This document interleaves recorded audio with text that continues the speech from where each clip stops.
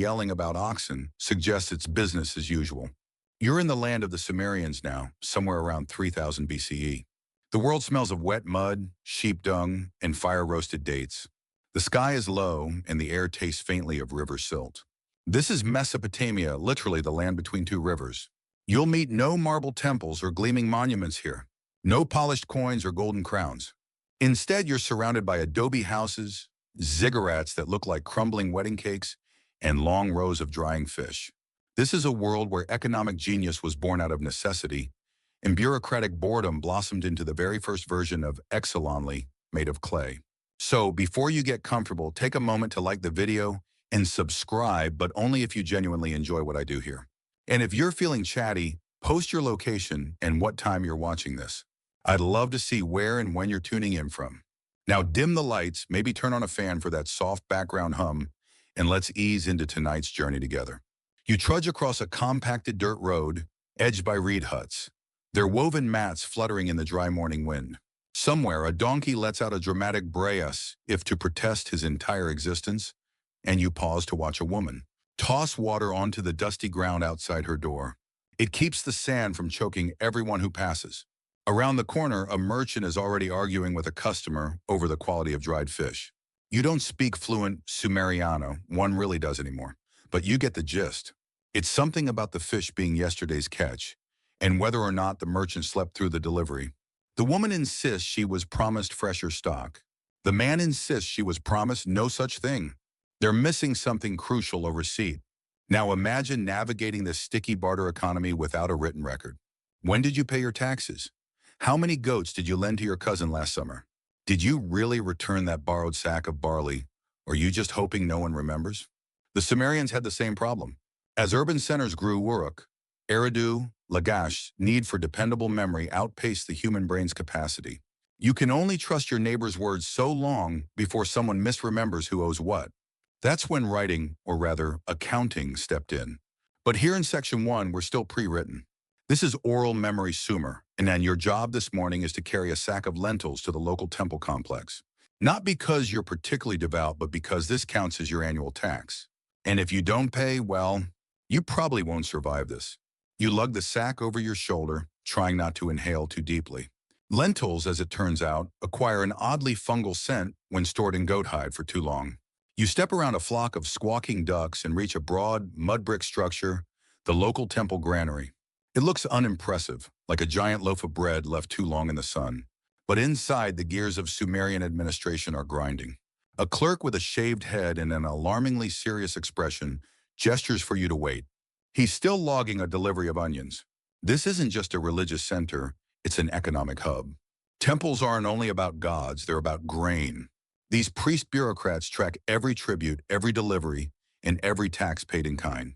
And right now they're doing it with a series of small clay balls and carved symbols. You stand awkwardly with your sack, shifting from foot to foot. The clerk finally calls you forward, mutters a prayer to Enlil under his breath, either blessing you or cursing your hygiene, and waves you into the warehouse. Inside, it's darker and cooler. The smell of dust and dried wheat fills the air. Clay pots are stacked to the ceiling, each marked with strange dents and slashes. You're not sure if they're numbers, names, or just creative doodling. The clerk counts out your lentils. Then he hands you a small clay token, shaped like a lentil itself. It's a stand-in, a placeholder proof that you've done your duty. And now it's your problem to keep it safe. Historians still argue whether these early tokens were meant for the taxpayer's memory or the temple's. Some say they were early IOUs. Others think they were like punch cards insert into system, retrieve your service. Whatever the case, the token now represents something critical in economic moment, frozen in time. Out in the sun again, you squint and examine the token. You can't read it, but you feel strangely proud. You've participated in the ancient economy. And more importantly, you won't get fined, banished, or sacrificed for tax evasion. The day is warming. Somewhere behind the temple, a group of boys is racing in the dirt, flinging fish bones like darts. A woman selling fermented goat milk shouts half-heartedly at them. Life here is dusty and complicated and intensely human. You keep walking, still clutching that lentil-shaped clay token, and soon find yourself drawn to the hum of activity around the far side of the temple. There's a constant shuffling of sandals, a clatter of baskets, and the muffled sound of someone muttering numbers well. what pass for numbers in a low rhythmic tone. You peek around a sun-baked wall and see rows of rectangular granaries stacked with barley, emmer wheat, onions, and somewhat confusingly, ceremonial cucumbers. It's not just food storage. This is taxation in motion. Here in Sumer, money isn't a jangling purse of coins or a line of numbers on a banking app. It's edible. It's smelly. It comes in sacks, baskets, or jugs. And yes, it often arrives infested with the occasional curious rodent. A balding, sunburned overseer is hunched over a large pot of barley, slowly scooping handfuls into another container as he grumbles to himself. His assistant records each scoop in a manner both painstakingly slow and prone to interruption. A fly lands on his stylus, and the man curses under his breath, flicking it away with all the authority of someone who hasn't slept in a week. This, dear listener, is the Sumerian version of a bank teller. The temple serves as the state treasury. Farmers pay taxes here in grain, which the temple then redistributes to laborers, priests, bureaucrats, and other lucky recipients. You can almost feel the sluggish power of the system, oiled with barley and bound together with boredom. You step inside a shaded alcove where tall jars line the walls. Each one is marked with a faint clay seal, a visual identifier of what's inside and who put it there. These seals are critical. They serve as early contracts, often rolled into wet clay using small, carved cylinders called cylinder seals. You watch as one man approaches with a goatskin pouch of onions and kneels. A scribe wipes a damp tile clean, then begins impressing a new series of marks. He checks a seal, compares it to a chart scratched onto a wall with faded chalk, and nods. The delivery is accepted. And just like that, it's official. The man has paid his temple tax. Somewhere, a god is surely pleased. One mainstream historical fact you may enjoy whispering into your pillow later: these temples weren't optional donation centers. This was state-backed organization before states were even properly states. The temple economy dominated Sumerian urban life, coordinating everything from labor projects to food distribution. But here's your quirky tidbit: not all taxes were paid in food. Some were paid in sheep, others in fish. One poor soul is even rumored to have attempted payment with a rare and fragrant. Recent historians still argue whether that transaction was accepted or ended with him being sent home in shame. And here's where it gets interesting. Despite all this activity, there is no money, no coinage, no currency. That wouldn't show up for another 1,000 years or so. What you're witnessing is a world that runs entirely on commodity exchange and temple trust. You wander to the rear of the granary, where the oldest jars sit in near darkness. The air smells of ancient grain and cool clay. You reach out to touch one of the seals, and your fingers glide over a ridge that likely hasn't been touched for centuries. In another world, this might be behind glass in a museum, but here it's just part of the system. There's a young boy crouched in a corner, chewing on a piece of flatbread while watching the scribes with wide eyes. Maybe he'll grow up to join them. Maybe he'll memorize the sequences of barley allocation so well he'll never need a token again. Or maybe he'll be the guy who accidentally burns down the warehouse and preserves thousands of clay tablets for future historians. Who knows? Out front, someone drops a basket of garlic and curses ring out in rapid Sumerian. You imagine being fined for garlic mishandling and wonder if there's a specific clause written somewhere for that. There probably is. Sumerians loved lists. By the time you step back into the light, your token is warm in your hand. The system seems chaotic, yes, but you begin to notice its rhythms. Everyone here plays a role. The farmer, the scribe, the priest, the girl hauling jugs of beer, and all of them, whether they know it or not, are building something revolutionary. They're building record-keeping. Not for art, not for poetry, but for food and taxes and goat-related arguments. It's not glamorous, but it works. And you're about to meet the people who make it all legible. You follow a narrow path carved between drying clay bricks, your feet crunching softly against the gravel and silt. Around you, the world of the Sumerians buzzes with hushed repetition, grain being counted, goats being herded, baskets being weighed with stone counterweights. But you're headed somewhere even more quietly thrilling: the scribal school. Tucked behind a temple wall and shaded by woven reed mats, it smells like wet clay and damp sandals. Inside, about a dozen boys, ranging from awkward preteens to sulky near adults, are hunched over low benches, each with a lump of fresh clay and a reed stylus. They aren't doodling for fun. These kids are training for one of the most important, and frankly, one of the most boring careers in the ancient world. Describe. You crouch beside one of them. He's pressing neat little triangles into the clay with a patience far beyond his years. His tongue pokes out slightly from the corner of his mouth, a universal sign of concentration. The writing system he's using is called cuneiform, and it's not a language in the modern sense. It's more like a glorified triangular shorthand of practical script made by pressing the angled end of a reed stylus into wet clay. Now, historians still argue whether this script was developed purely for economic purposes or if it evolved from more symbolic or religious markings. But the evidence is strong that numbers came first. Not poetry, not prayers, just ledgers. You scoot a little closer, watching as the boy slowly carves a symbol that, according to his tablet, probably means something like half measure barley, 2 days overdue. It's not exactly Shakespeare, but his teacher gives a proud grunt. This school, like many in ancient Sumer, is part of the temple complex. The priesthood is heavily invested in literacy not for enlightenment, mind you, but for inventory control. Every literate scribe is another person who can help make sense of the endless, mind-numbing quantities of grain, beer, oxen, and fish that pass through the city's books. At the front of the class, the head scribe drones on about proper wedge angles. His voice is so flat and slow that even the flies circling overhead seem to be falling asleep mid-buzz. One poor student nods off entirely and topples forward into his own tablet, smudging half a day's work. No one laughs. Everyone's too tired. Or maybe they've just seen it happen too many times. One mainstream fact that might tickle your brain as you settle in deeper: Sumerians were among the very first cultures to formalize education, not just in rote memory or oral training, but in writing. They trained scribes in structured environments with syllabaries, exercise tablets, and even homework. Quirky tidbit archaeologists have found practice tablets where students wrote snarky messages or insulting limericks about their teachers. One tablet, believed to be from a particularly bored scribe, includes an early version of "The teacher speaks, I write. But who will read?" You chuckle softly. Some things really haven't changed. After the lesson, the students line up to wash their hands in a shared basin, splashing water with bored resignation.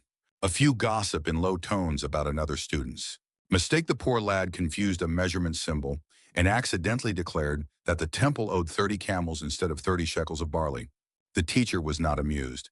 Scribes in training live in a liminal world, half student, half administrator. They're not nobility, but they're essential.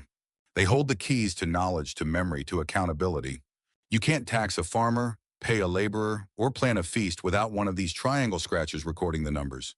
You follow a few of them as they leave the school and walk toward the temple's northern storehouse, carrying small clay tablets with fresh records. These will be added to the growing archivia, veritable mountain of clay rectangles, each bearing some small, dusty truth. One scribe stops to explain his work to an elderly woman who doesn't read but clearly knows when she's being miscounted. He mutters a correction and scratches out a symbol with his thumbnail, then represses it with a sheepish glance. It's not just about writing, it's about trust. A scribe isn't just someone who knows symbols. He's someone who can be believed. You sit for a while near the edge of the scribal courtyard, the soft clink of stylus against tablet lulling you into a slow calm. Occasionally, a fly buzzes past your ear, and a breeze shifts the reed mats above.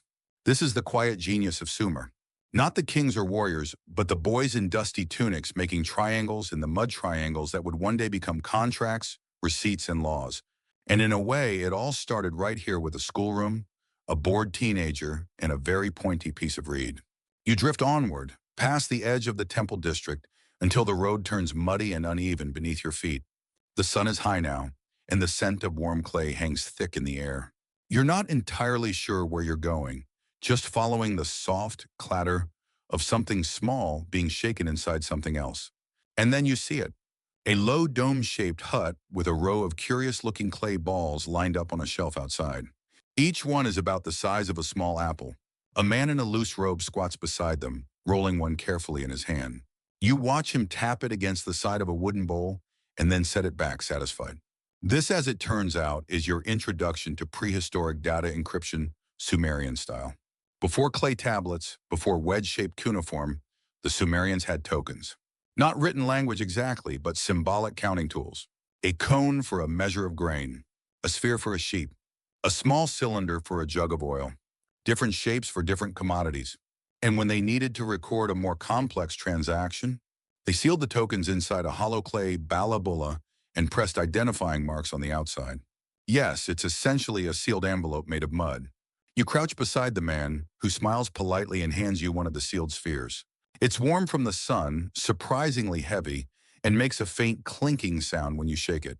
This little bola might represent a transaction between a merchant and a temple, a labor exchange, or a delivery agreement. Inside are the tokens shaped like lentils and cones that hold the actual data. Once sealed, it could only be opened by breaking the shell. No edits, no takebacks. Historians still argue whether the balai were receipts kept by buyers or accountability tools stored by the temple. Either way, they served as physical, tamper-proof records, until someone got tired of smashing mud balls and thought, why not just write the symbols on the outside? And that, according to many scholars, was the spark of written language. You lean back, cradling a bulla in your hands. It's fragile on wrong move and it'll crumble. But there's something oddly reassuring about it too. A reminder that humans have always tried to solve the same problems. How do you remember who owes what? And how do you make sure no one cheats? Quirky tidbits and bully have been found with tokens still intact inside, never opened, never used, just quietly buried in the earth for thousands of years. Like unopened emails from the 3rd millennium BCE. You wonder if some poor scribe got in trouble for forgetting to deliver it.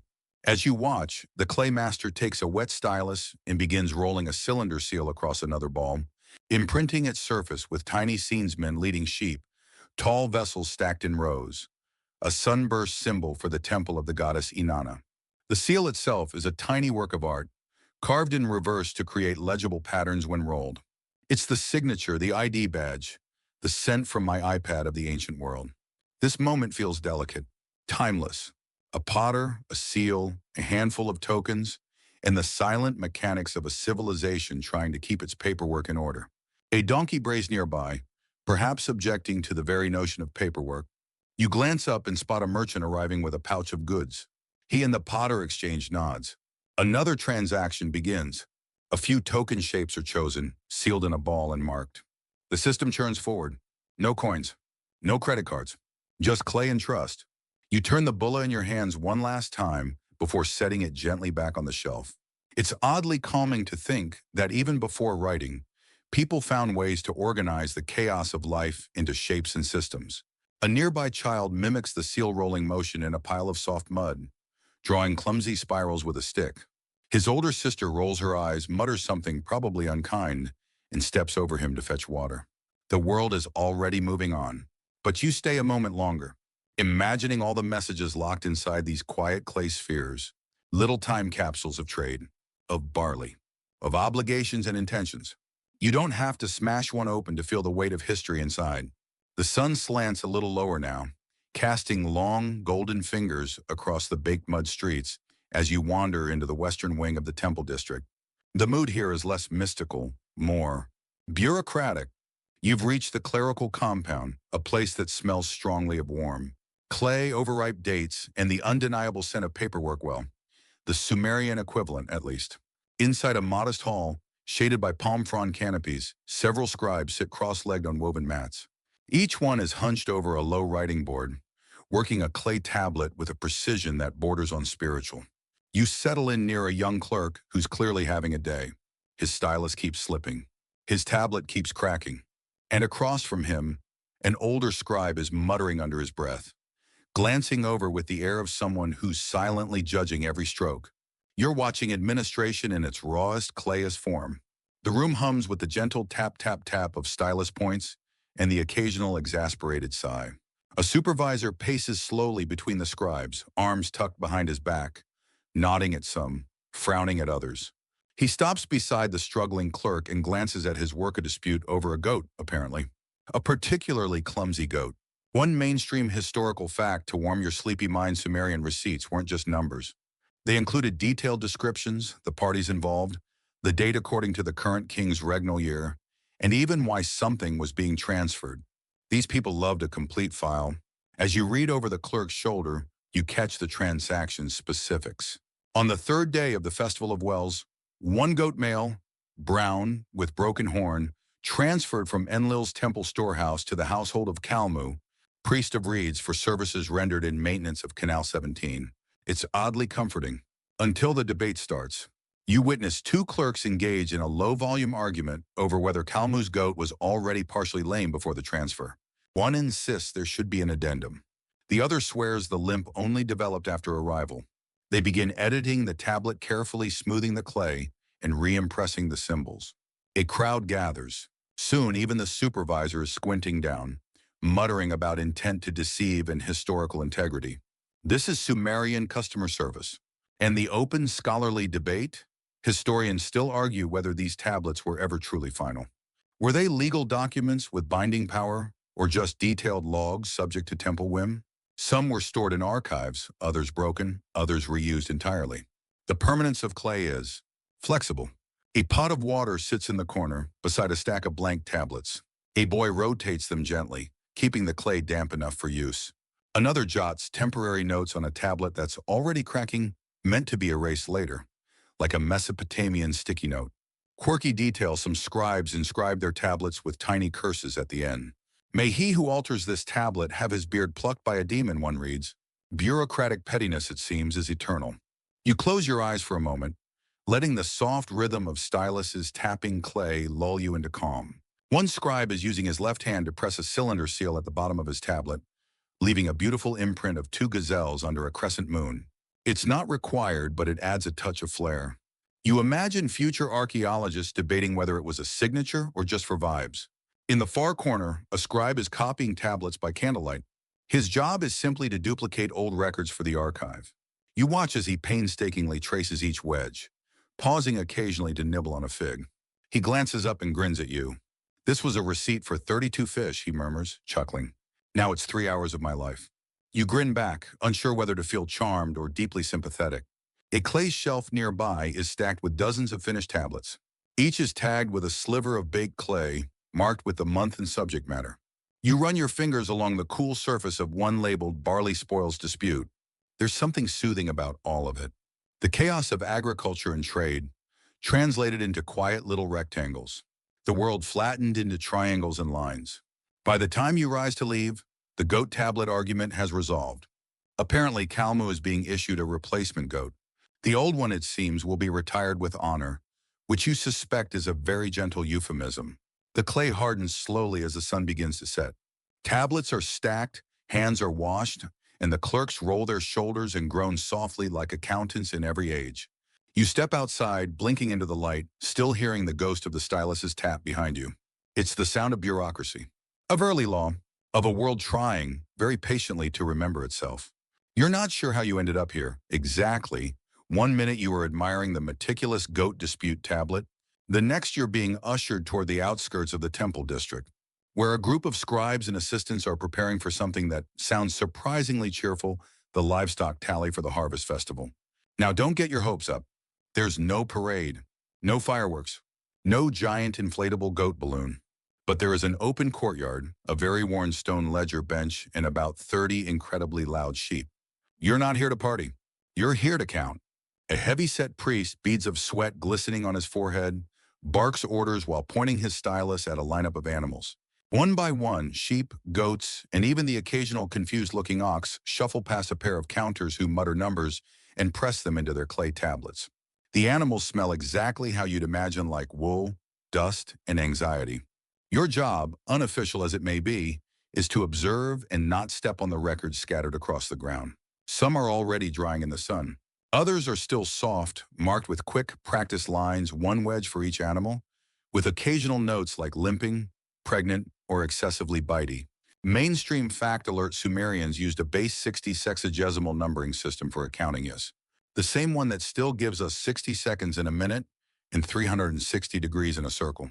Why 60? Historians still argue whether it was because 60 is divisible by so many useful numbers, or if it was just the result of merging systems from different city-states. Either way, the result is a fascinating mix of math and mud. A young assistant nearby is clearly struggling to do base 60 calculations while being headbutted by a particularly aggressive sheep. You feel for him. You really do. The tally progresses slowly. Animals are measured, assessed, and assigned temple value. Some are destined for sacrifice. Others will be redistributed to laborers, weavers, or priests as rations. And a few just stand there chewing their own collars. You sit on a low bench, the sun warming your back, and listen to the quiet chaos of early bureaucracy in action. One clay tablet catches your eye. It's been set aside, marked with a curious little scribble in the corner. You lean closer. It's a record of a sheep that was counted last year and never showed up again. There's even a small doodle of a fleeing sheep. The implication is clear: someone lost the animal. Or maybe ate it. Quirky tidbits: some temples developed elaborate systems of animal tracking, including stylist-made branding marks on clay that corresponded with dyed tags tied to the animals themselves. Early RFID, only with significantly more droppings. The smell intensifies as the oxen come through. One of them stops to relieve himself right beside a stack of tablets. A scribe lets out a groan and scoops the top few to safety. The rest, a lost chapter in the administrative saga. Still, no one seems especially upset. This is the rhythm of life here. Things happen, animals wander, records are made, and occasionally tablets are sacrificed to urine. After a while, the group breaks for water. You find yourself sipping from a ceramic jug alongside an old scribe who offers a rare smile. "You know," he says in a low voice, "I once counted a flock that circled the enclosure twice, tabled it both times. They called me double tallygish for a whole season." You both chuckle softly, and he pats your shoulder with dusty fingers. That's the thing about ancient Sumer, for all its divine kings and ziggurats. It's full of people like Gish overworked, underhydrated, and just trying to count sheep without losing them or their sanity. The last group of goats is ushered in, one bleeding in protest like he's been deeply wronged. A scribe scratches disobedient into the clay beside his ID mark. You smile, watching the tablet get stamped, logged, and gently placed in the drying rack. Another record added, another moment sealed. And as the sun drips lower in the sky, painting the courtyard in amber, you realize you've spent an entire afternoon watching livestock be counted. And somehow, you feel more at peace than you have in weeks. Maybe it's the gentle repetition, the dusty rhythm, the feeling that here, in this ancient square surrounded by mud brick walls and braying sheep, the world makes sense. At least until the next goat escapes. You follow the scent of barley mash through winding alleys until it leads you to the edge of the industrial quarteriff that's not too generous, a term for a cluster of smoky huts surrounded by amphorae, reed mats, and workers covered in equal parts sweat and ash. This is the brewery, and it smells like sour bread, smoke, and something oddly sweet. Sumerian beer isn't like the stuff at your local taproom. For one, it's ton. When it's not carbonated. For two, it's thick, more like barley porridge with ambition. And most importantly, it's currency. You're here because it's payday. A group of laborers has gathered around a long, low bench where clay jugs are being filled, sealed, and handed off with brisk efficiency. A scribe oversees the distribution, carefully marking each name and volume received on a soft clay tablet. Every ladle of beer, every tenth of a jug is noted. This is how you get paid in Uruk if you're not a landowner or priest. Beer is your wage. And it's not just ceremonial, it's caloric. You drink your dinner. One mainstream historical fact that might amuse you in the quiet of your room: the standard daily ration for a male laborer in Sumer could be 2 liters of beer. Not a typo. Women and children receive slightly less, depending on their role. This wasn't just refreshment. It was food, hydration, and pay stub all in one. You watch as a small-statured man receives his jug and steps aside, blowing a layer of foam off the top. He raises the vessel to his lips and drinks deeply, sighing with the kind of relief that makes you wonder if it's his first moment of quiet all day. Then he burps, loudly. Several people nod in approval. Further down the line, a woman with a confident glare collects her jug with a sharp thank you and walks off, muttering about barley being thinner this week. The scribe pauses to note something on her tablet, probably feedback, or maybe gossip.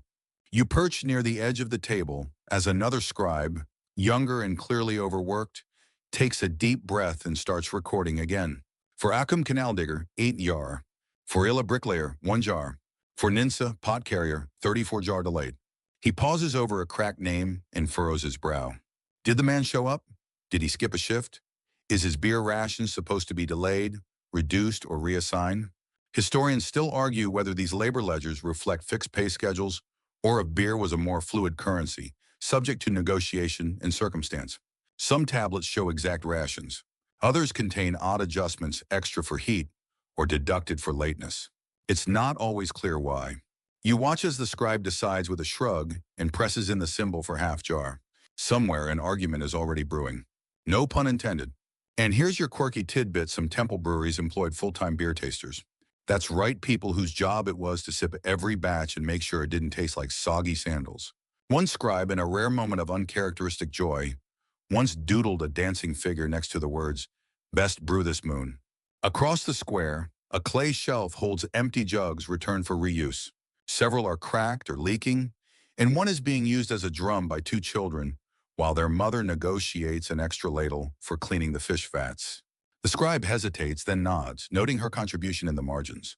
And you, somehow now sitting in the shade of the brewery wall, realize something beautiful, even in the thick of administration. There's a warmth to this chaos. Beer isn't just payment. It's social glue.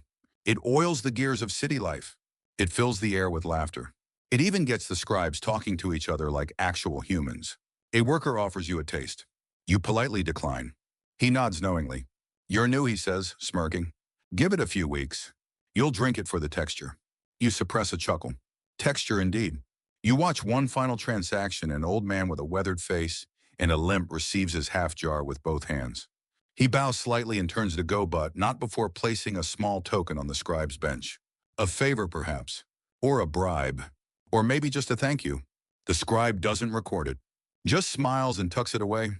That's the thing about this place. Not everything is written in clay. The sky begins to change color as you make your way back through the alleys of Uruk past the brewery, through the scribal courtyards, and around the fish-smelling corner that seems to eternally hum with the sound of bartering. But you're not heading home. No, you're being quietly pulled toward a murmur of concern. Something is wrong in the temple storehouse.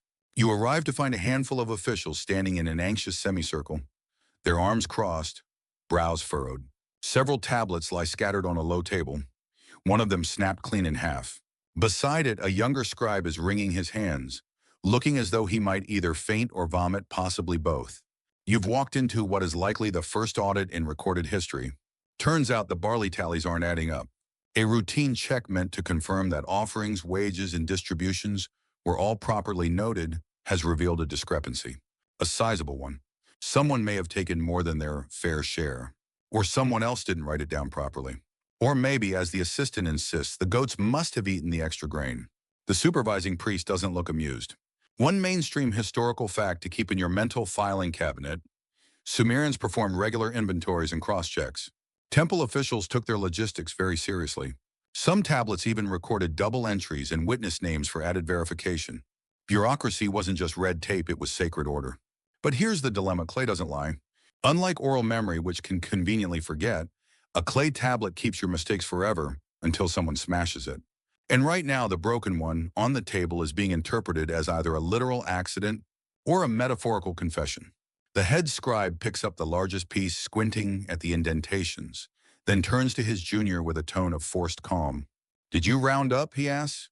The scribe hesitates, swallows hard, and admits, "Just a little." You can feel everyone in the room cringe. Historians still argue whether such audits led to formal punishment or were handled with quiet correction. Some surviving tablets suggest penalties, deductions, replacement offerings, or even public apologies. But the records are vague, maybe on purpose. Quirky tidbit 1, damaged tablet found in an Uruk archive, appears to list the same delivery 4 times, each with a different date. Some scholars believe it's an example of deliberate fraud. Others think it's just a very tired scribe who lost track of which day was which. There's even a theory that someone was using the clay as a personal scratch pad and forgot to erase it. Back in the storehouse, an elder priest steps forward. He doesn't yell. Instead, he sighs. He's seen this before, probably too many times. Rather than punish the poor assistant outright, the priest orders a re-audit. Every sack of grain must be reweighed, every animal recounted, every transaction re-verified. You hear the collective groan of half a dozen bureaucrats preparing to relive the past month-own triangle at a time. You offer a sympathetic nod to the assistant, who now looks like he might just walk into the river and keep going. Still, there's a strange comfort in the process. Mistakes happen. Clay cracks. Grain spoils. But the system endures. Soon, new tablets are being shaped, old ones re-examined, and everyone settles into the slow, steady rhythm of damage control. One clerk mutters to another, "At least it's not festival season. Remember the lentil disaster?" They both shudder. You decide not to ask. As you walk the perimeter of the room, you notice a shelf of sealed tablets, each wrapped in a thin layer of dried clay. These are the official records proofed, reviewed, and sealed with a cylinder mark, untouchable unless formally opened. One, however, is missing its seal. A fresh replacement sits nearby, still soft, with only the first few lines pressed in. You trace the wet symbols. In the third year of the reign of Lugacasalsi, 27 sacks of emmer wheat were transferred from the northern granary. You glance back toward the assistant. He's pressing into a fresh tablet now, slower than usual, his face set in determined concentration. Maybe this one won't get cracked. There's something deeply human about this entire scene. Not the scandal, not the blame, but the response. No one here is perfect, but they fix it, slowly, methodically, with size and styluses. And you, sitting cross-legged beside a jar of spilled lentils, realize this is what writing was truly born for. Not poetry, not myth, not even prayer, but to keep people honest, or at least accountable. The sun is low now. The shadows are long, and somewhere outside a flute begins to play a slow, wandering tune. You rise from the storehouse floor with a few stray lentils clinging to your tunic and drift down the avenue, leaving behind the quiet aftermath of the audit. Your destination isn't far, a modest open pavilion with woven shade, benches worn smooth by years of boredom, and a few scrollbacks of temple accounts stacked in a crooked pile. Welcome to the most sacred of Sumerian institutions, the meeting about units. Three men sit around a slab of limestone, one of whom is holding up a finger for the seventh time to repeat what you suspect is the same point. Another has his head in his hands. The third is absent-mindedly carving into his stylus with a shell, as though dreaming of a more glamorous job, perhaps counting ducks. You slide onto a bench and try to make sense of the conversation. From what you gather, they are trying valiantly to decide whether a nindan should officially remain the standard unit for measuring field length, or whether a newer unit, the USH, might be more appropriate for cross-regional consistency. Yes, you're attending a measurement debate. This may be the sleepiest moment in Sumerian history, and yet somehow it's also kind of thrilling. Mainstream historical fact: the Sumerians used a bewildering array of measurements for length, volume, and area. Their units, like the sila for liquid volume and the gur for grain, were precise but wildly overlapping. This is not a civilization that believed in decimal simplicity. Instead, they had base 60 math and about 30 different ways to measure how big is that pot. Today's argument centers on the length of canals. One priest insists that a unit he calls double ush should become standard for all field reports. Another scoffs she's from Lagash, and they've always used Ninden, thank you very much. The third man is eating dried figs and not helping. And here's your quirky tidbit: clay tablets have been found, where the same field is measured 3 different ways depending on the local scribe's training. One poor landowner was taxed 3 times because the units got mixed. Somewhere, a scribe's ghost is still laughing. Canal 5 is not 30 nindens, says one man now. It is 28 nindens and 3 fingers. Fingers, the other replies. This is not carpentry. You settle deeper into the bench. This is less a debate and more a slow, muddy war of attrition. One side insists on updating old records. The other refuses to edit perfectly good tablets. It's the ancient equivalent of if it ain't broke, don't fix it, only with more symbolic triangles and fewer spreadsheets.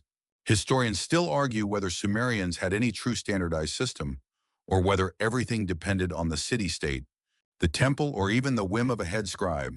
The math seems consistent thanks to base 60, but the application? Wildly regional. Someone brings in a sample tablet to demonstrate the problem. It's a list of field boundaries, marked by river edge, fig tree, and mysterious pile of rocks. The tree, of course, no longer exists. The rocks? Relocated for a goat pen. You imagine trying to enforce that land claim today. Good luck. The meeting continues, slowly, painfully, repetitively. Someone begins to sketch a conversion chart. Another suggests creating a unified measuring tablet that could be distributed to all cities. Someone else reminds them that last year's unified tablet ended up being used as a cheese press. Still, you can't help admiring their persistence. It's easy to mock bureaucracy until you realize what it represents: people trying to make sense of the world, to impose order on a place where barley rots, goats, wander, and scribes confuse 3 days with 30 sheep because the marks look nearly identical. Eventually, the fig-eating man suggests a break. Everyone agrees too quickly. You step outside into the cooler air, your brain pleasantly fogged by all the nindans and ush conversions. Someone hands you a date cake wrapped in a reed leaf. You bite into it. It's chewy, faintly spicy, and exactly the kind of reward you didn't know you needed after surviving the War of the Units. The fig eater emerges and mutters, "This is why I became a scribeto argue about elbow lengths." You give him a polite nod, trying not to smile. Somewhere in the distance, a reed flute plays a few drowsy notes. The sky is turning honey-colored again. Another Sumerian day, nearly wrapped up in official measurements. And yet, thanks to the stubbornness of men in dusty robes, you now know that a ninden is about 6 meters, an ush is about a third of that. And somewhere, someone is going to get taxed based on the wrong one. You sigh, then smile, then nap briefly against a stack of conversion tablets. Because history, it turns out, is built on arguments over barley, goats, and whether something is 28 or 29 finger lengths long. By the time you stretch your legs and blink off the haze of measurement math, twilight has draped Uruk in amber. Lamps flicker to life small clay saucers filled with oil and thin wicks. The streets take on a hushed tone, voices lowered, animals herded into pens, the rhythm of the city slowing like a winding down clock. You're heading toward the edge of town now, to a place most people pass without notice, an old warehouse that, some decades ago, caught fire. The walls are blackened, the roof long gone, and in one forgotten corner, there's a pile of baked clay. Tablets, once soft and ephemeral, now hardened forever by accident. This is where Sumer accidentally invented historical permanence. See, Sumerian tablets weren't always meant to last. In fact, most were temporary, written on damp clay, dried in the sun just enough to hold their form for a few days or weeks. Important ones might be stored in a cool, dry archive, but only rarely were tablets intentionally fired in a kiln. But fire is thorough. Fire doesn't wait for intention. When that warehouse went up in flames, one remembers how perhaps a lightning strike, perhaps an overzealous cook-it preserved thousands of documents that would have otherwise melted back into the earth. Mainstream historical fact, many of the oldest tablets we have today were not preserved by design. They were preserved by disaster. Fires, floods, and collapses hardened what was meant to be temporary. Bureaucracy ironically survived through chaos. You kneel beside the pile. Most of the tablets are cracked. Some fused together. You reach out and gently touch one that's half buried in ash. It's faint, but you can still see the symbols, probably a barley ration, or maybe another thrilling goat incident. And here's your quirky tidbit: archaeologists often find fused stacks of tablets from burned archives, preserved like ceramic pancakes. In one case, a pile of temple ration records was found with bite marks in the clay. A theory? A child may have been teething on temple tax records. You pick up one of the less fragile tablets and hold it to the fading light. The symbols seem to shimmer with age, and for a brief moment, it's easy to imagine the scribe who wrote it. Hunched over, sweat on his brow, grumbling about wet clay and short deadlines. Did he know this tablet would outlive him by thousands of years? Probably not. He likely hoped it would survive a week. Historians still argue whether these tablets were meant to be reused, recycled, or just forgotten after the data was transferred. But when fire enters the equation, intention burns away. What's left is accidental immortality. Behind you, the crickets begin their nightly hum. Somewhere, a group of boys is still chasing each other with sticks. A girl nearby arranges crushed dates into a pattern on the ground, some kind of game. Maybe, or a prayer in code. You sit down beside the baked pile and let the silence of preserved bureaucracy wash over you. It's strange how quiet history becomes once it's hardened. No arguments, no scribble errors, no sheep-related disputes, just marks on clay, silent and certain. You wonder if the fire happened at night, if someone woke to the smell of smoke and scrambled to save a basket of records, or if they just let it burn, assuming the contents were meaningless. You glance again at the topmost tablet.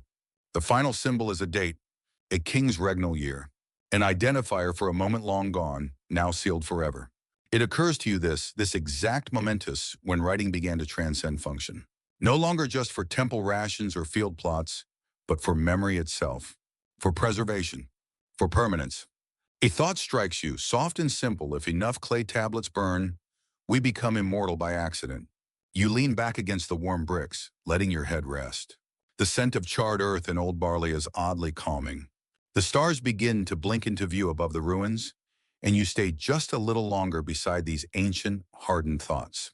Morning again, though it's hard to tell here in Uruk, days blend together like oil and water. The heat is slow to rise, the dust already in your nostrils, and the scribes are back at it. But this time, you're headed to a far livelier corner of the temple district. Welcome to the gossiping heart of the record keepers. You might have imagined scribes as solemn, detached scholars, stoic, wise, maybe even mystical. And yes, some of them fit that description, mostly the ones who write hymns or astronomical calculations. But the administrative scribes, oh, they're just like the grumpy coworkers at your local tax office, only with more dust and fewer coffee breaks. You wander past a shaded porch where three scribes are sprawled on reed mats, chattering in low tones over a half-finished ration tablet. One is massaging his wrist, clearly afflicted by a case of stylus elbow. Another is attempting to recarve a broken seal with the delicacy of someone trimming a cat's whiskers. As you approach, the words drifting through the air become audible. And I told him that's not a barley measure, that's his belly, one says, snorting. His own mother couldn't read that tablet, another chimes in. Not surprised. He trained in Adab, the third mutters, as though that settles it. It's official. Scribal rivalries are alive and well. Mainstream historical fact scribes in Sumer didn't just copy texts, they developed signature styles. Some city-states train their scribes with slight variations in symbol shapes or spacing, and tablets even show preferences in formatting, handwriting, flow, or punctuation, such as it existed. This led to a sort of ancient calligraphy pride-think cursive drama in mud form. You peer at one clay tablet that has clearly been revised 3 times. The edits are sloppy. One symbol has been pressed sideways. There's even a crossed-out section rare, but not unheard of. Some scribe somewhere was definitely having a day. One particularly bold tablet features a scrawled note at the end. Written by Shubna Nurta, not that fool Luaya, who cannot count a duck. You blink. Then read it again. It's real. It's petty. It's glorious. Quirky tidbits several tablets excavated from Uruk and Lagash include marginalia small, off-topic scribbles. One has a list of fish types followed by a single-line poem about having to skip lunch. Another includes a crude sketch of what appears to be a bored priest with very large ears. And then there are the jokes. You overhear a young apprentice trying to impress his elders. What's the difference between a crooked seal and a dishonest priest? Pause. The seal leaves a better impression.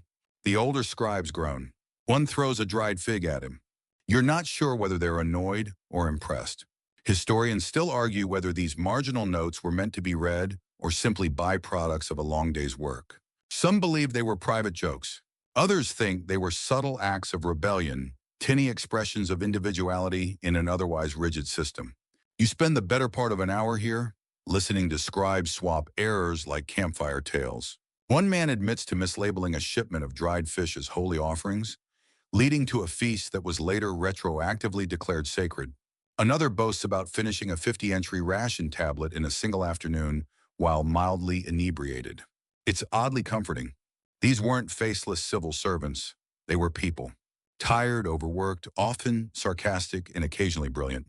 A scribe named Ninsa leans toward you conspiratorially and whispers, "Last week, Lugula tried to forge a temple seal. Put the ox upside down." You pretend to gasp. Was it noticed? Oh, the ox was mooing in the wrong direction. Everyone noticed. You laugh and the others chuckle too, their clay-stained hands waving off the joke as they go back to work. You step away eventually smiling. Not because the humor is timeless, but because the humanity is. The ink-stained hands may now be clay-marked fingers. The paper stacks may be drying tablets. But behind it all, still the same size, the same office rivalries. The same deep, strange camaraderie that builds when people spend their lives recording the lives of others. The sun is climbing again. Somewhere, someone's goat is probably misfiled. A shipment of onions is likely late. A scribe is redoing the same transaction for the 4th time. And Lugula? Well, he's probably trying to figure out which way the ox is supposed to face.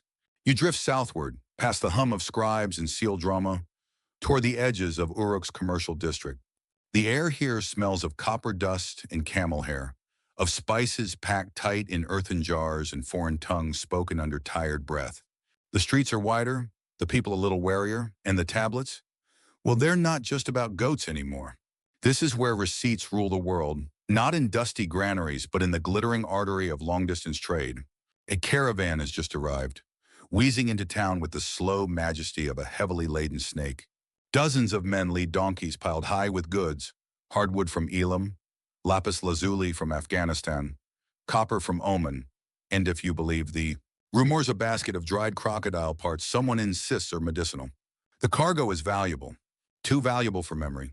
Every item must be tracked, recorded, verified. You follow the commotion into a courtyard behind the city gate, where a team of scribes and port inspectors waits under canvas awnings. They're already opening bundles, counting amphorae, squinting at weight markings, and comparing them to import manifests written in clay. Mainstream historical fact: the Sumerians maintained detailed records of long-distance trade as early as 2500 BCE. These weren't just tallies, they included point of origin, value of goods, recipients, and method of delivery. Some tablets even included detailed exchange ratio. Many jars of sesame oil equaled 1 shekel of silver, for example. The scribe nearest to you is reading aloud a list that sounds more like poetry than paperwork. 2 measures copper, 1 sealed 4 bundles hardwood, dry 6 jars resin, pine, not tamarisk. Each item is echoed by a porter. Then weighed. Then checked against a sealed tablet that traveled with the caravan leader, stamped with the seal of a temple in Dilmun, far to the south. Quirky tidbits: some of these clay manifests were bilingual, written in both Sumerian and a local dialect from the trade partners region. Like international customs forms, but made from mud and anxiety. The caravan master, a wiry man with a chipped tooth and the permanent squint of someone who's stared into too much desert, watches the process carefully. He doesn't speak much, but he taps his staff twice when a shipment checks out. You peer at one of the delivery tablets. It's beautiful.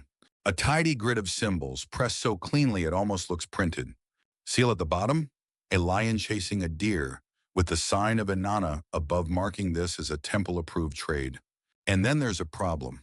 A bundle of copper is 2 measures short. The porter swears it was all there when they left Dilmun. The caravan master shrugs. The inspector narrows his eyes. A scribe quickly begins a discrepancy tablet, noting the loss and assigning fault pending divine witness. Historians still argue whether these records were enforceable across regions. Some tablets show consistent exchange formats. Others include long disclaimers, prayer formulas, or instructions for mediation. Trade in ancient Mesopotamia was global but also deeply local, tied to temple authority and social trust.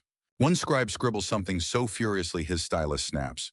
He sighs, tosses it aside, and pulls another from his sash.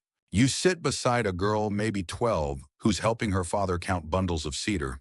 She offers you a dried fig and points to the clay in your hand. That's the copper list, she says with confidence. If they lose another bundle, the gods will have to decide. You raise an eyebrow. How? She grins. Whichever donkey sneezes first. You're about to ask if she's joking when a nearby donkey lets out a thunderous bray. Everyone turns. The caravan master, without missing a beat, says, "See, that one agrees with me." Even here among incense and spreadsheet Sumerian trade pulses with dry wit.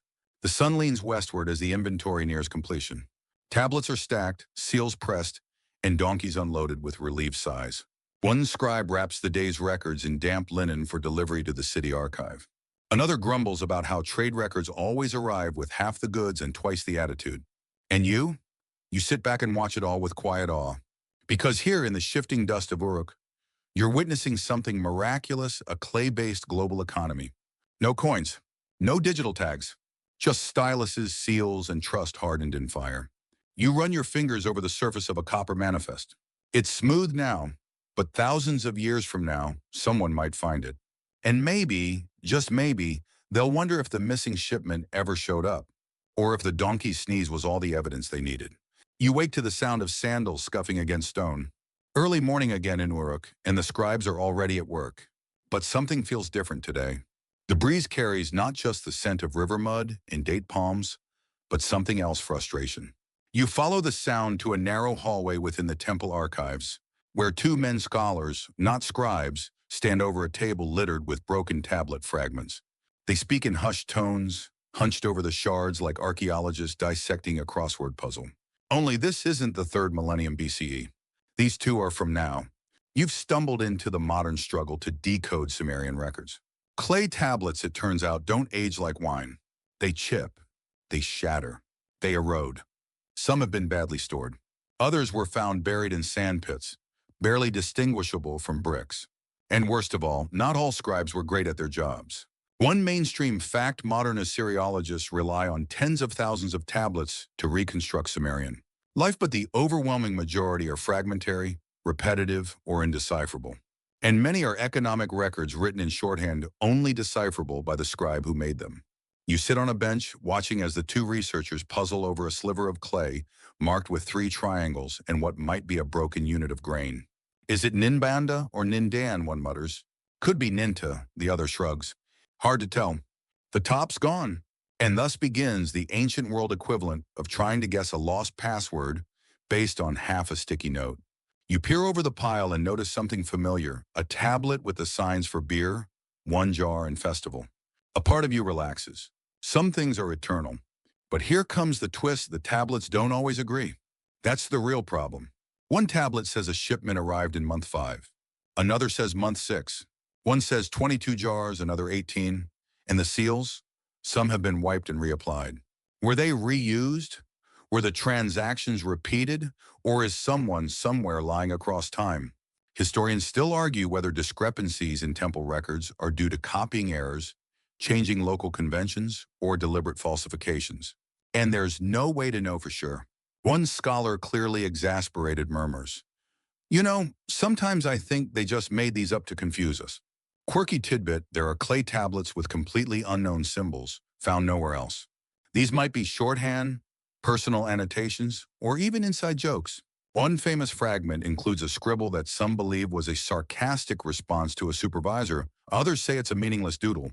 As you wander deeper into the archives, you notice shelves stacked with cast replicas of famous tablets, the Sumerian king list, lists of workers and food rations, administrative receipts, and the famed instructions of Sharupakan early collection of fatherly advice: do not curse loudly. Do not buy an ass that brays too much. Sonum. Even in these weighty stone-silent halls, personality seeps through the cracks. You pause by a display of fragments labeled household inventories. One includes a list of furniture: stool, table, reed mat, oil lamp. It ends with cat, uncooperative. You smile. In another corner, a touchscreen flickers to life, part of a museum exhibit. It overlays ancient symbols with modern translations. You watch as a grain log slowly fills in. For the feast of Inanna, 16 sheep, 3 jars beer, 9 cakes fig, 1 flute player inexperienced. And you can't help but wonder, was this someone's typo? Or was the scribe just having a bit of fun? 2 modern-day grad students sit nearby, one nervously chewing his pen cap. He whispers, "If this one's another duplicate, I'm throwing my dissertation into the Tigris." You don't blame him. Yet for all their flaws, these tablets still whisper the most human things: trade and trouble, friendship and food, jealousy and jokes. Every fragment is a half-heard conversation, still echoing across time. One of the scholars gently places a cracked tablet back into its tray. It's barley. Again, he sighs. Always barley. You leave them to their dust and deductions, stepping back into the sun, the past and present now swirling in your head. Because now you know the clay didn't just record life, it recorded the mess of it. The bureaucracy, the errors, the laughter, the silences. And though the edges may be broken, the heart remains. You wander slowly now, the pace of the day tapering into a long exhale. There's no specific destination, just a quiet curiosity pulling you from alley to alley, like a breeze drifting through reed mats. But before long, you find yourself in front of a building that, for all its unassuming appearance, holds the weight of an entire civilization's obsession. It's the record house, the Grand Archive of Uruk. It doesn't look grand. The roof sags slightly. The door creaks. But step inside and your feet touch a floor paved in the echoes of lists. Thousands of tablets are shelved, here some cracked, some pristine, most utterly devoted to the mundane. And it is magnificent. Because this is where lists were born. You crouch beside a low shelf, running your fingers along the jagged edges of tablets labeled with soft white chalk. One reads, Sirkinan Satin, nobles, horses, gardeners, tools. Another, fish types consumed at the festival of boats. And another still, a favorite, reasons for grain delay. Wasut, duri, 1 flooding, 2 donkey illness, for laziness claimed. Mainstream historical facts: Sumerians are credited with compiling some of the oldest known lists in human history. Tax lists, royal lineages, work schedules, laws, inventories, even lexical lists is essentially ancient dictionaries used to teach scribes vocabulary and classification. One such tablet sits before you now, a list of professions. Over 100 different roles: gardener, merchant, brewer, lamentation singer, snake charmer. You realize as you scan the triangle press names that much of what survives of Sumerian civilization comes down to these records. They wrote things down not to glorify, but to remember clearly. It's all oddly touching.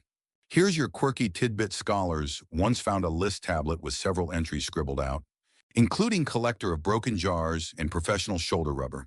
Whether these were real or someone's idea of a joke remains unknown. You make your way deeper into the room and discover a long, flat surface with blank clay tablets lined up in a neat row, each accompanied by a small bowl of water and a reed stylus. This is the open desk any scribe can sit here and contribute. Add an update, note a delivery, record a moon phase, a running living history of the city. And while some scribes composed grand temple accounts or complex theological hymns, others wrote things like, "This scribe has consumed too many dates and wishes to rest. Today it rained. This is rare." Everyone stared at it. A donkey kicked Kalmu. He deserved it. You settle onto a bench nearby, reading line after line, each more grounded and delightful than the last. One entry documents a series of crop failures, blamed on pessimistic goats. Another blames the arrival of noisy northern merchants for recent price fluctuations in onions. Historians still argue whether these casual entries were officially sanctioned or tolerated as cultural color. Either way, they give us the truest glimpse of the Sumerian soul. And that soul, it loves a list. You glance at your surroundings again, rows and rows of categorized clay tools for canal cleaning, forms of the moon, types of temple songs, monthly goat incidents, each one created with intention, each one pressed by hand, and many likely forgotten even before they dried. But here's the magic: in their effort to not forget, they left us a blueprint of thought, of structure, of how to take the swirling chaos of life of people, tasks, things, and press it into tidy, durable lines. You lift a small tablet and read its final line, "Sunum," and 4 jars of beer in addition to one for the keeper of this list. You smile. Someone out there was looking after the archivist. And you realize maybe we've come full circle. We still make lists, to-dos, inventories, name tags, playlists, spreadsheets. It's all there, just wrapped in glass and code instead of clay. But the instinct, that's Sumerian, that's eternal. As the last light filters in through a dusty slit in the wall, you set the tablet down and stand. Slower this time. The air smells of clay and something deeper, memory-made material. You step outside and squint at the sky. A child nearby is writing letters in the dirt with a stick. They're not real symbols. Not yet. But they will be. The last light of the day has softened into a warm, golden hush. You follow the fading rays past the temple district, past the brewery and its sticky smell of mash, past the scribes, squabbling over elbow lengths and upside-down ox seals. Your feet guide you, almost instinctively now, to the edge of the city. Here the walls of Uruk blur into scrubland. The air changes lighter, quieter. There's no tallying out here, no sheep to count, no barley rations to distribute. Only the slow rustle of reeds and the occasional sigh of wind sweeping across the dusty stones. You settle yourself beside a small irrigation channel, carved centuries ago and still trickling with sluggish water. A few clay tablets sit drying nearby, carefully placed on a mat by a scribe who must have gone for a break. Or maybe he's just watching the sunset from a roof, as so many do. The day is ending. But your story here lingers just a little longer. One of the tablets nearby catches your eye. It's unusually plain, with wide spacing between the signs. You recognize a few of the symbols: temple, grain, worker, paid. Another line: cool day, cloud, first moon. It's not a ledger. It's not even a receipt. It's a quiet record of a moment. Mainstream historical facts some tablets preserved from this region, especially in later periods, are neither official nor devotional. They're personal. Short notes, reflections, or even poetic fragments, left by scribes not in service of the gods but of memory itself. No edict, no transaction, just presence. And here's your quirky tidbit to end the story. One tablet unearthed near the ruins of Nippur reads simply, "Today nothing happened. The sky was good. No taxes, no complaints, no goats misbehaving. Just serenity." Historians still argue whether that entry was serious or ironic. Some think it was a student's filler text. Others, more romantically, believe it was a rare moment when a scribe set down his stylus and simply observed. You feel that same stillness now. You lie back, arms folded behind your head, watching the stars blink to life. The reeds sway beside you, whispering old songs in no language you understand. The city murmurs in the distance. A dog barks once. A baby cries. Somewhere, someone's burning onions again. Uruk continues. The tablets, baked sealed or shattered air, scattered across the city. Some will survive. Some won't. Some will be found thousands of years later. Most will never be seen again. But they were written. And that, in the end, is what mattered. Your eyes flutter closed. You think about all you've seen: lentil taxes and clumsy audits, bulle full of secrets, bitter scribes and joking apprentices, trade tablets stamped with lions and dreams. And always, always the gentle tap-tap of a stylus pressing into wet clay. It's the sound of people trying to make things last. You take one more breath, thick with earth and stars, and smile into the quiet. The air grows cooler now, softer, like a blanket being pulled gently over the city.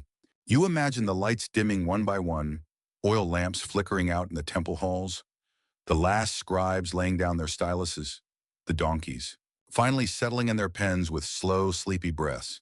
The sound of clay being pressed and dried fades into memory, just like the symbols that once danced beneath it. There's peace here, in the silence that follows routine, in the stillness that only comes after a long, dusty day of numbers and names. The tablets, those humble slabs of mud and meaning, lie in their shelves like seeds beneath the soil, waiting, maybe, for someone to read them again. Or maybe not. Maybe their work is done, and they can simply rest, unread, but not forgotten. You think about your own lists, mental, digital, scribbled on sticky notes, or forgotten inside drawers. And for a moment, you feel kinship with those long-ago scribes. Just people, trying to make sense of things. To remember. To record. To matter. And now, as the stars above Uruk twinkle in rhythms the Sumerians once charted with aching necks and inkless hands, you let yourself drift. Let your thoughts soften. Let the echoes grow faint. Let the records fade. And with that, good night, traveler.